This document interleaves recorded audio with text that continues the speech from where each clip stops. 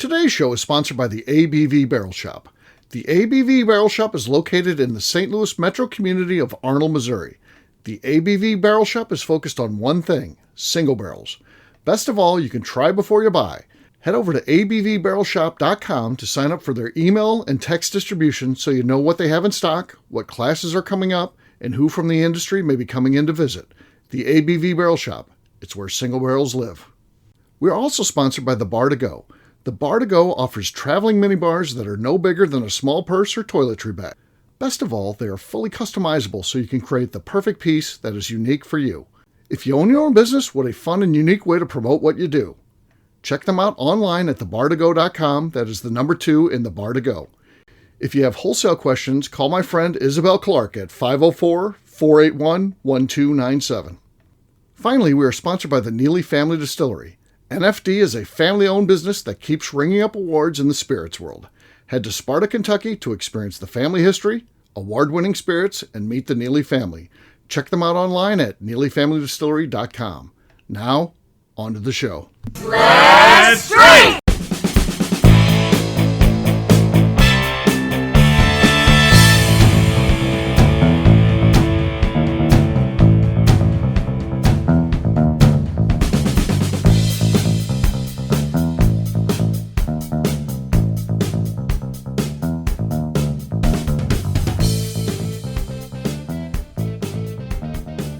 Welcome to the Bourbon Daily, the podcast about everything bourbon delivered to you every day of the week.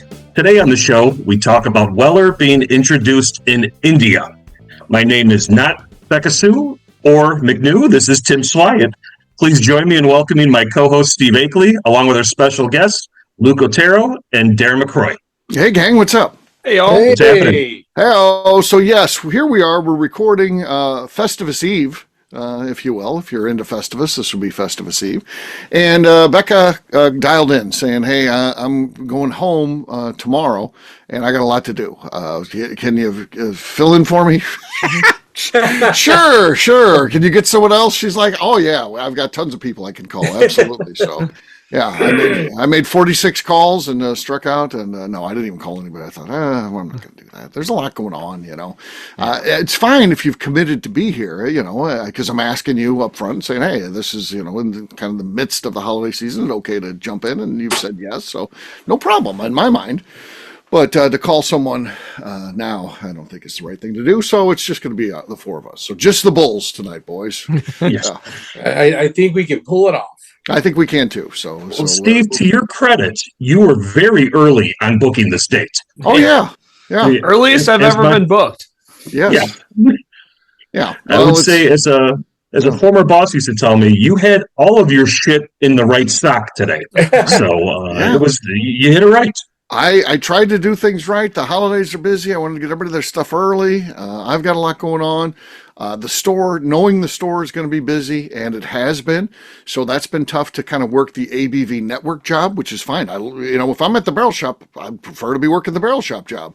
But, I played it out smart because I knew I wouldn't have time. And sure, lo and behold, I haven't. I mean, I'm like our newsletter.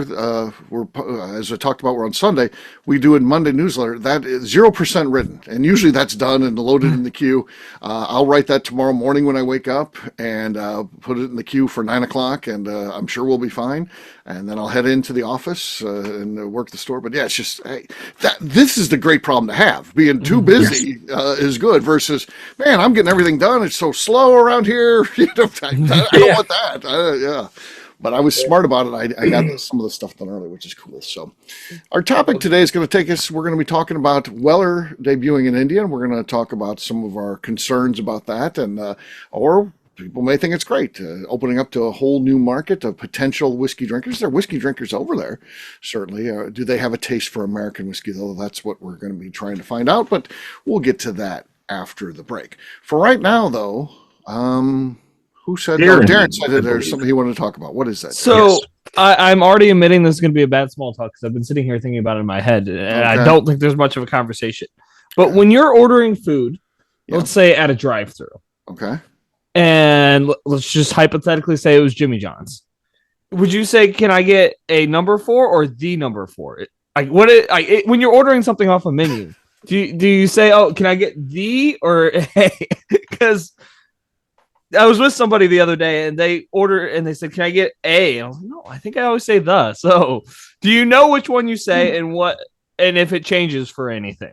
I would think I would be with your. I assume that because you're quirky, that you break up with someone over this. But I agree with your potential suitor there. I think can I order a number one or number four or whatever? I think A is the way I would say it. Okay. What if it's a named item like double cheeseburger?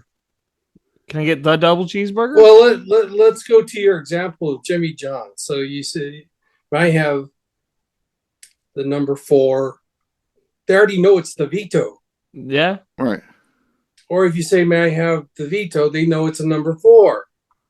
I guess I'm missing this, Darren. Where are you? No, I think I'm just dumb. That's why I prefaced the small talk with me being dumb. Well, I don't even want to take it all the way back. Your Jimmy John's have drive-thrus? No, that's something. No, we don't have anything like that. You got to get out of your car and walk in there. They're still freaky fast and offer the free smells. Right. Hey, see, I have a hard time because I'm a big number 2 on the order, the Pepe, as well as the double cheese or the 2 cheeseburger meal at McDonald's. I have a hard time saying I like a number 2 because that has a whole other connotation to a lot of things. Right. So I do say the number 2 for that specific, but I'm an A guy for everything else. Okay. So I everything I've ordered, and ever since we had this conversation, every time I order something, I always say, "Can I get the whatever double cheeseburger with fries, the chili dog, the Vito?" Okay. But I guess I'm just the weird one, which is shocking. No, I just think it's situational. I don't think you're the weird one. It's just situational. Me, I'm nuts. You know, a number 1 or a number 2 means just something completely. I just laugh every time I say something like that. So it's always the number 1 or the number 2 for that. But everything else, it's maybe it's a toss up. It's a good question. And see, I certainly wouldn't think about it. If someone's saying I'll take the number, I wouldn't think they're or weird. I'll take a number 4. I'm not thinking anything of it either way. To be honest, to me, it's interchangeable, really. Correct. Yeah, but they mean two different things, like in English sense. Like, do they? You can't always interplace A and the, right? I think in this example you can, though. I think in this situation you can, but why can't? Because they've got a menu that says number 1 is the Whopper or whatever it is, wherever you're at. Number 2 is a cheeseburger. So when you say I'll take a number 1 or the number 1, I think in this example, I think that in the English language means the exact same thing.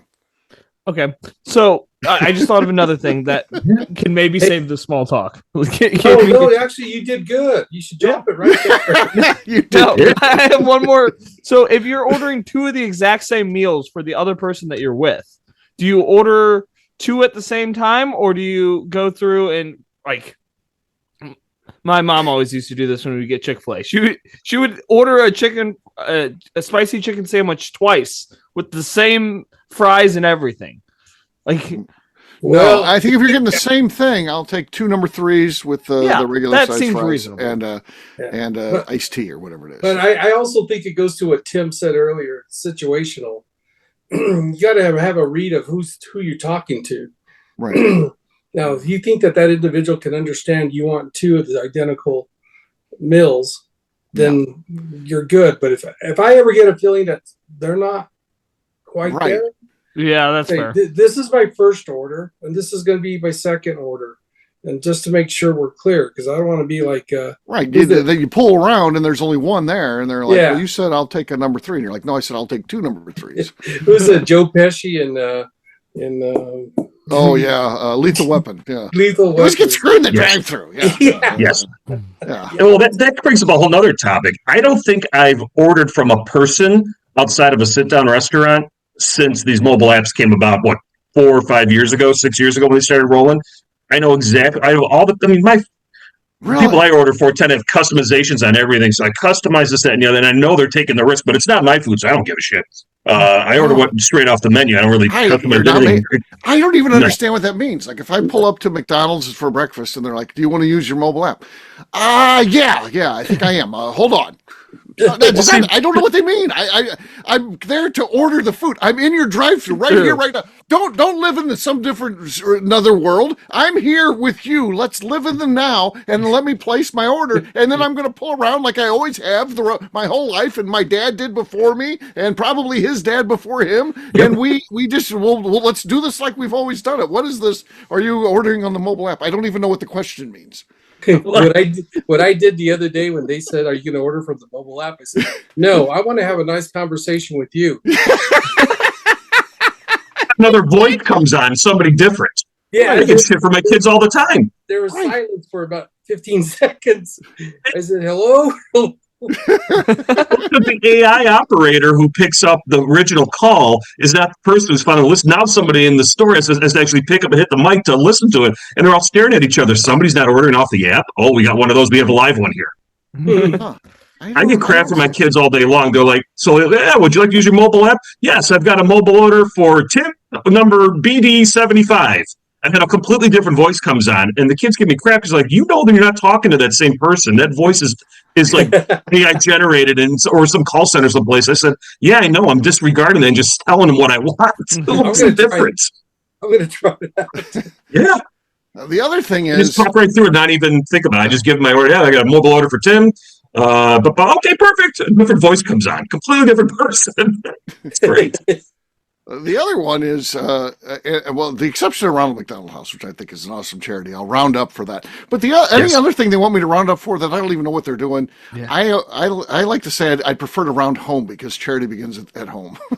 It doesn't work, by the way. They just get confused. So they get to add up all the charity dollars they collect, and the corporation gets the write-off instead of me being able to get the write-off on my charitable donations. Right. That's what happens with that. The gig's up. But I hate if you're a Costco cult member like me, they usually have the little, it's like Children's Hospital or something like that, or St. Jude's will be up there. The little balloons, so they have the balloon stickers. They're waiting for you to put your name on it. And I'm like, no. And they're like, are you sure? Like, yes, still no. And I said, until you start itemizing that on my bill so I can take the $5 off my taxes, then that's a different story. Then they started doing that. And I'm like, oh, well, they listen to customers. Good. It's interesting. That's good. Yeah. There you go. See, Darren? It wasn't so far-fetched. Yeah. There you go. Darren, we pulled it back. I think so. No thanks to you, but I think we did. Yes. Yeah. We saved it. I think your team picked you up there. So there you go. Yes. On that note, it's time to drink. What is everyone drinking? Let's start with Darren. Darren, what do you got, man? I got some Green River single barrel.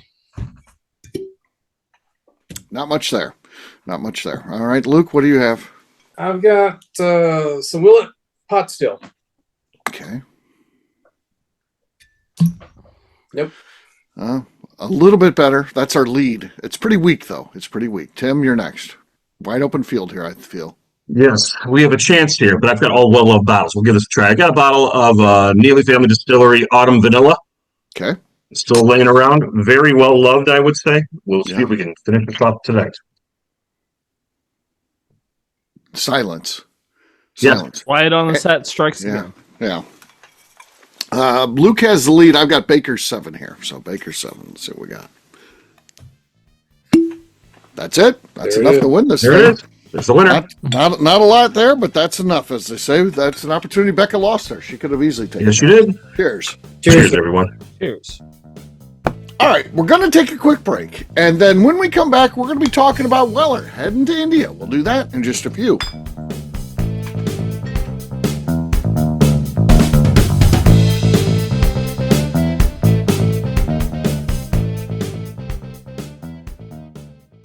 Okay, let's talk about the people that make these shows happen. First up is the Stave and Thief Society. Via their in-person class at Moonshine University in Louisville, Kentucky, the Stave and Thief Society is the place where you, a bourbon enthusiast, can expand your knowledge and emerge an executive bourbon steward. In 2017, I completed my executive bourbon steward certification. It's the most comprehensive bourbon certification available and connects you with an expansive network of bourbon enthusiasts and professionals. Check out the full listing of in-person and online certifications and join the society today by enrolling at staveandthief.com. Speaking of Executive Bourbon Steward certification, the ABV Barrel Shop in St. Louis, Missouri has developed a unique partnership with the Stave and Thief Society to offer a preparatory class to assist you in getting your Executive Bourbon Steward certification. This prep class costs only $25 and is available to take live or online via Zoom. Graduates of our class receive a coupon code good for 15% off your Executive Bourbon Steward certification held in Louisville, Kentucky. This saves you almost $90. Additionally, you can collaborate with fellow attendees to split travel costs when you go to Louisville. If you're interested in signing up for the class, simply head over to abvbarrelshop.com and check out the classes and events page. Last but not least, we are sponsored by Neely Family Distillery. Royce Neely is the 11th generation distiller in one of America's oldest distilling families. A visit to Neely Family Distillery takes you through family history, where you can see all the artifacts and newspaper clippings through the years from this family that started distilling in America after James Neely arrived from Northern Ireland in 1740. Today, Royce Neely and his team are crafting some of the best spirits in America. Their bourbon and absinthe offerings keep winning top honors in the spirits competitions. Recently, their absinthe made history as the first platinum winner in the absinthe category at the San Francisco Spirits Competition. Neely Family Distillery is definitely a bucket list destination if you are a bourbon fan. Learn more about their spirit offerings, visiting their facility, and the awards they have collected over at NeelyFamilyDistillery.com. And now, back to the show.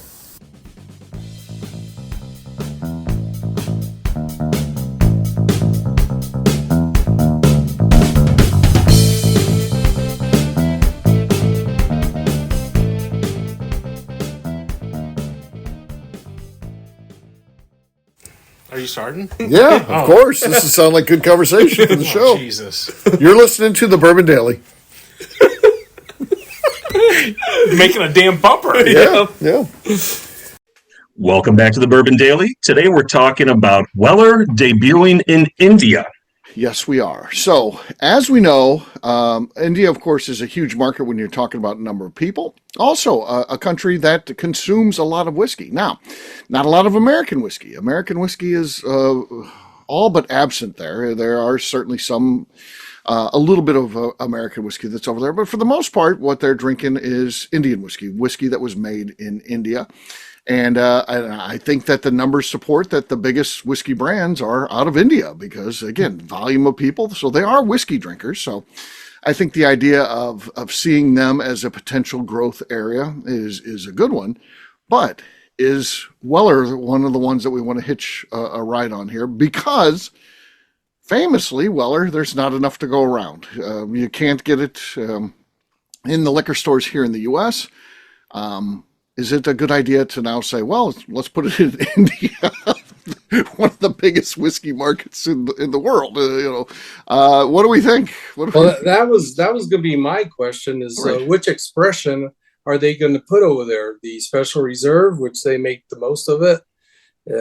Granted, it is one of the biggest leading markets. I went to a trade show this past February, and Indian whiskey was being out there trying to get wholesalers like us to jump on it. And Right. I tasted a couple of them and not quite there yet, but those guys were telling me, goes, yeah, whiskey is big. Right. Yeah. Yeah. So which one, Steve? Which one's going to be there? I don't know. The article did not say, and so it just says Weller. You have to assume for sure Special Reserve is the leader there, but are they putting the other expressions there too? Are they like we're bully on CYPB? It's going to be available over there big time. I doubt it, but I'm surprised they don't even make a whole nother label to just launch it in India. Yeah. You would Make it think. an Indian exclusive. Yeah, I had to do a double check because we know Buffalo Trace double capacity. They completed that expansion in December of 2022. Okay. So that's not new distillate hitting there yet that they've stocked away, but they got a ton coming. So I think, Luke, I think you're right. It's probably Special Reserve. Something they probably laid a ton of whiskey down. They're just yanking and and pulling some out and seeing what Yeah. happens. Well, Buffalo Trace and all the big distilleries are always playing the long game. So they probably had this date of going to India circled on the calendar years ago. And to Tim's point, Yep. probably laid down a bunch of extra, what would become the special reserve. They just their weeded recipe, of course, and in anticipation that they're going to be going there. But I still think it's crazy to open it up to that market when, man, you could save the expense of being over there and open more up in the U.S. and sell every bottle that you produce without sending it overseas. So it's interesting to me, right? Based on there's still such huge demand there. So at some point, like there is a huge demand, but you never want to meet demand. Like so, a product that is currently kind of going through this is Henry McKenna. Right. For a while, Henry McKenna was so scarce, you can find it in every single liquor store you walk in nowadays. Mm-hmm. It's like the old days again, and it's not moving. And then the liquor store gets stuck holding a bunch of cases because it was moving at one point. So you don't want to do that. You always want to be below. Like if it's more scarce, that's what makes people look for it. That's what makes people call up to the shop 15 times in a day. And hey, do you have special reserve? So I agree, yes. But you also don't want to get so out of touch, not being able to get it, that people then begin to push back. They're like, "What's Weller? I never even see it. I don't want it. I don't need it. I'm moved on to something else." So that you run the risk of that when you try to make things too scarce. And I think there's room to sell more here and still be quote unquote scarce. I was looking up I was just looking up the top selling whiskey brands in India right now. Uh-huh. And Buffalo Trace is already over. It's been over there for a while, but they're number 7 on the list. Mm-hmm. So they're behind Jim Beam, Jack Daniels, Wild Turkey, Maker's Mark, Woodford, and Bullet. Then Heaven Hill and Elijah Craig comes in at 8. Right. So Beam and Jack Daniels. That's I was shocked to see Turkey up that high. But then you start getting into Turkey's been a big thing on the international market for years. Yeah, that's true. But that being a number 7, they throw Weller in there. So it would be interesting to see if they start calculating in Buffalo Trace and Weller together in those sales, or just lift out the brands. We'll see. Yeah, I don't know how they do. Well, I still think it's part of Buffalo Trace's whole global marketing scheme. Is last year they opened up the tasting room in London. That I understand is going incredibly well. And if you think about it, there's a lot of Indians in. Sure. There. Yep. So, I just think this is part of Mark Brown's, strategic prowess that he's going to dominate the world. And like Tim said, they're number 7 currently. You bombard them with, we're not talking pallets. We're talking shipping containers of this. And they're just going after more market share, I think. Right. Is it right? I don't think so, because you could sell it right here to everybody. Darren would buy 10 cases just like that. Right. Exactly. The one thing we do know about India, one of the cheapest things that is available, it's really truly a commodity in India, is labor. If allocated whiskey becomes a thing, we may start seeing some of that coming back here, because you can pay a person to spend the time in these lines, buy that back up, and start bringing it back here. We've certainly seen things like Blanton's and things like that being bought in other countries and brought back here. There's Japanese releases and all this kind of stuff. You see Australian releases coming back this way. So I would assume some of this is going to end up right back here. It's going to go over there and then head back here at some point. So it's a whole operation that can be managed, right? I again, because labor is cheap over there. Paying people is cheap, and I would assume there'll be individuals who'll be snapping up if there's an opportunity to make money. If the numbers are there, especially if it's special reserve, there's just not enough money in that to be buying and sending back. But if they start releasing their other stuff, potentially yes. If when you're talking about secondary values on that, and there's the potential to make some money for people there, and I think they might. We'll see. And like the rising ship. Rising wave raises all ship. Whatever the saying is, that I always mess up whenever I try and rising tide. Yes. Yeah, that's the one. So all of a sudden, there's all this hype around Weller's being available for the first time. Well, and then they start doing a little bit of research, and then they find out Buffalo Trace is made by that it will pull up the rest of their profile by throwing them over there. Right. So, like in terms of spending marketing dollars, they can go to more of one place where you have less of people looking for your product, and you can actually market stuff. Right. Yeah, I would assume, and that list, even though we have a ranked list of who sells the most over there, I'm sure in cases it's still very small, and it's really small when it pales in comparison to the potential whiskey drinkers over there. It's just not a huge market. You can search best markets for exporting a bourbon, and India is pretty low down there. So it's it has high potential. Is all I'm trying to say is that So whoever really makes inroads there is going to win. So I can't fault them for trying to get into the market based on what's over there. Well, lots of people drinking whiskey. Why not drink theirs, right? But, It just means less for us here. Less for us here. Yeah. So they can keep my bottles. Go to India with them. Okay, you got stuff to drink at the ABV Barrel Shop. Yes. In Arnold, Missouri. So there you go. All right. On that note, we're going to wrap this one up as we always do by talking about where people can find us. Let's see. We will start with Darren. Darren, where can people find you? You can find me on Instagram at the Bourbon Adventures. Tim. You can find me on Instagram at SwyGuy2112 and on YouTube at Our Flagship Whiskey. Luke.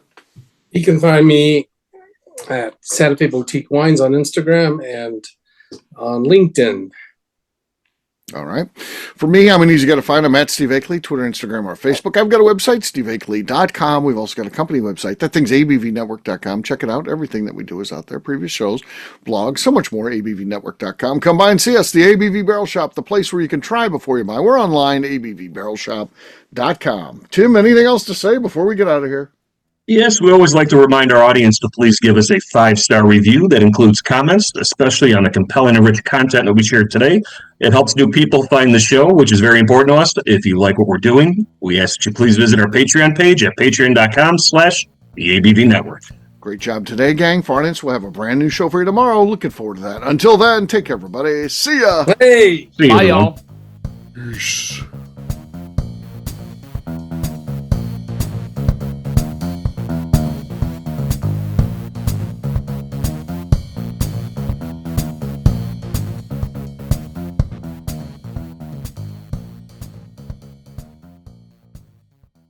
Before we let you go, let's talk about one last thing. The ABV Barrel Shop in the St. Louis community of Arnold, Missouri. The ABV Barrel Shop is focused on a couple of things. First of all, single barrels.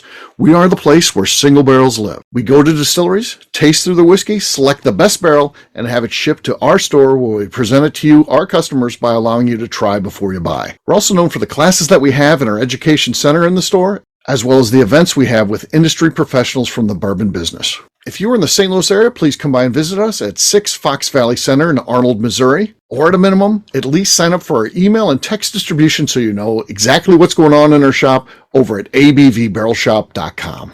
This is Steve Akeley, owner of the ABV Network, signing off. We thank you for listening to our programming and truly appreciate your support. The Bourbon Daily is part of the ABV Network. For more information or to become a sponsor, please visit abvnetwork.com. Thanks for listening and cheers. This has been a Steve Akeley production.